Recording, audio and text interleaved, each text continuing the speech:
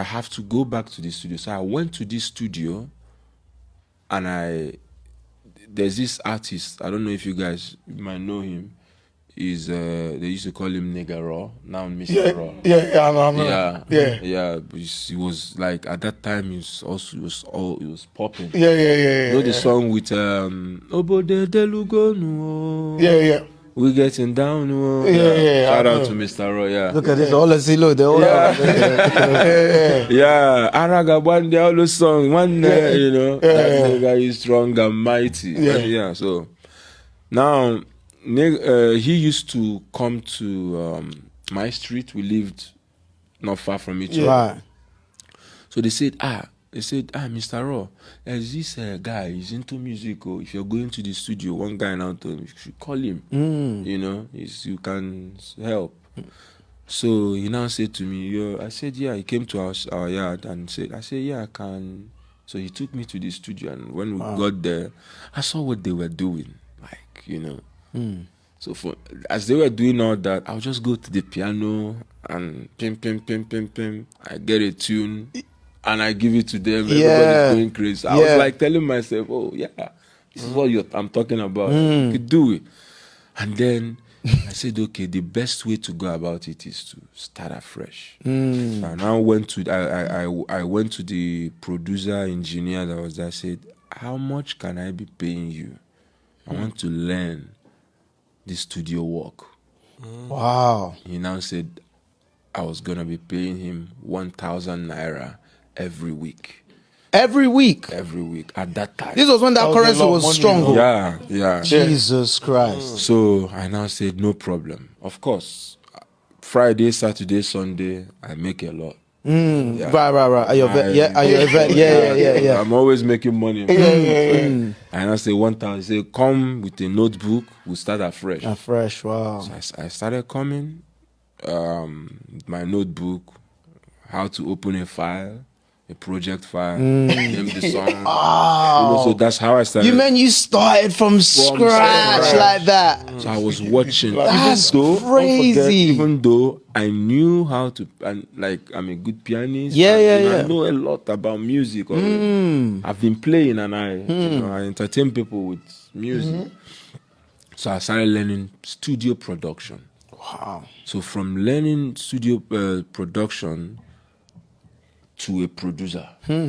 Because it was so easy just to know. It's easy just to know because you already have the main skill. You have the main skill already, You know, so it was just easy flow.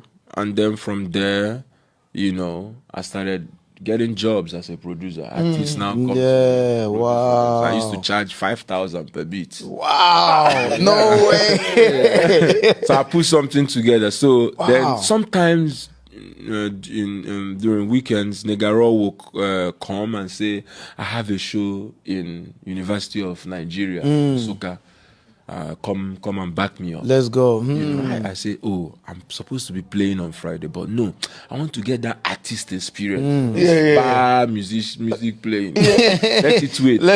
Even though I'm not gonna be making anything, but that is experience. I'll go with him. So I started having issues with the owner, the bar. Why are you keeping my spot idle? This, that. What are you doing? You think it's all that? I didn't even listen to. So I was going with Negaro. So when I went with Negaro, the songs we produced in the studio that I did the chorus for, I just see people vibing to it.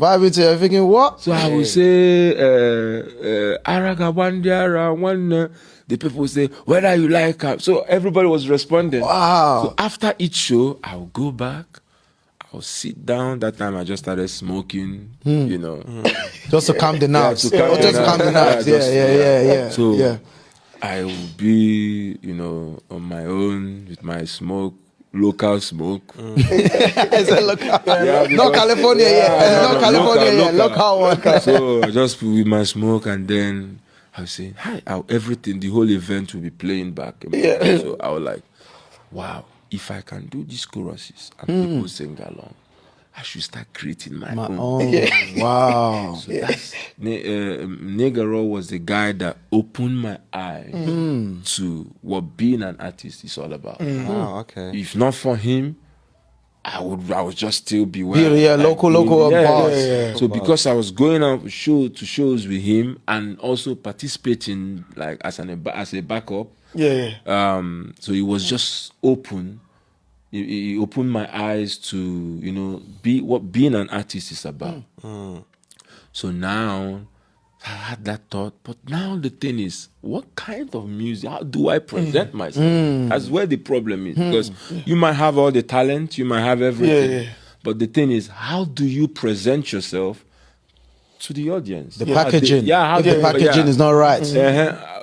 Like now they have everything. The manager, this. That time there's no manager. Nothing. You manage yourself. Everything now you get them. Now you know how you want to do it. You know. So I was like, how do I position myself? And I said to myself, leave that slide first. Let's be going with the music. Later we'll figure it out. So now, you know, I now started, you know, thinking about the kind of sound. I said, do I go R&B way? Because I could sing R&B. I could sing. I have the voice to, you know, do to romance it. Yeah, to romance it. Because in the joint I played, there's the R&B session where I do the Lady in Red, you know, the Westlife, and then I switch it up to the High Life, then I take it up to the country. So everything was just time entertainment. I said, no, this R&B no go bring money.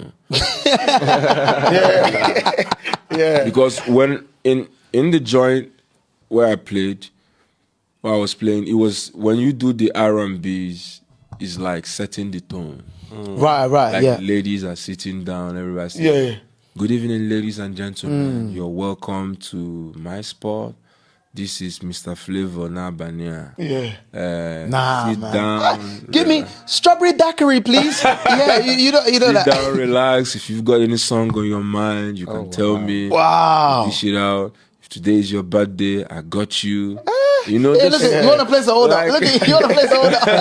You know, like I was just giving it to them, like you know. And then, you know, so that I said, if I'm coming out, there's no record label, there's no record label, there's no way, nobody to push me. To push you, If I go this R&B way, it's gonna be very difficult for my voice to be heard. I hear it. So let me leave this R&B way and find something maybe vulgar that will draw the attention. Then I can now start dishing the music. So you see, that was intentional. It's very intentional. Wow. When you start hearing me say Ashawo, that's the first song.